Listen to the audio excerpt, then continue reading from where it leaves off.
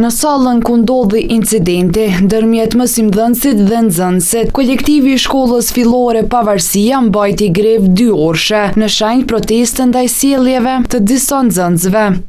Sistemi aktual ligjor dhe mekanizmat ekzistues disiplinor nuk po ofrojnë zgjidhje efektive në rastet kur nxënësi fyen apo sulmon mësimdhënësin fizikisht. Andaj UKAI kërkon që të bëhet rishikimi i legjislacionit e të gjendet një masë për raste si këto.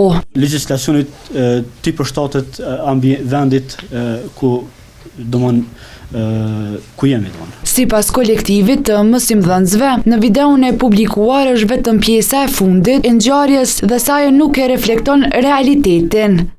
Me keqja më e madhe kësaj është që ngjarja nuk është paraqit në mënyrën e duhur. Kërkojmë nga organet e drejtësisë që sa më shpejt urgjentisht ta shqyrtojnë rastin të deret me të vërtetën dhe ta lirojnë arsimtarin. Sipas tij, nëse rasti nuk merr epilog shpejt, do të ketë veprime sindikale, do të ndërpritet mësimi. Nxënësi ndaj të cilit dyshohet se u ushtrua dhunë është në klasë të 9 dhe sipas nxënësve tjerë në këtë shkollë, ai edhe në të kaluarën ka bërë probleme. E di që u suspendua dhe u konë kështë djallë problematik. Për rastin ka reaguar edhe ministrja në detyrë e arsimit, Arbërie Nagavci, duke thënë se dhuna në çfarëdo forme dhe nga cilido që vjen, është plotësisht e papranueshme, ka vlerësuar se përgjegjësia për edukimin e fëmijëve nuk i takon vetëm shkollës, por është proces që kërkon edhe bashkëpunimin e prindërve. Edhe roli i pedagogut, psikologut është jashtëzakonisht shumë i rëndësishëm.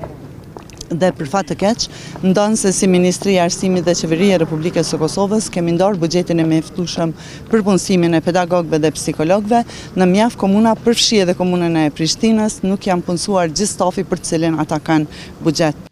Me rastin po merret edhe Drejtoria e Arsimit në Prishtinë.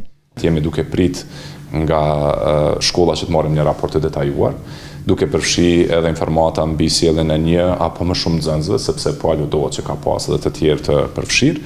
Greva e shkollës Pavarësia u mbështet edhe nga kolektivi i shkollës Ismail Qemali në kryeqytet. Të hënën, policia e arrestoi një mësimdhënës të kësaj shkolle për dhunë ndaj një nxënësi, ai u ndalua për 48 orë derisa hetimet po vazhdojnë.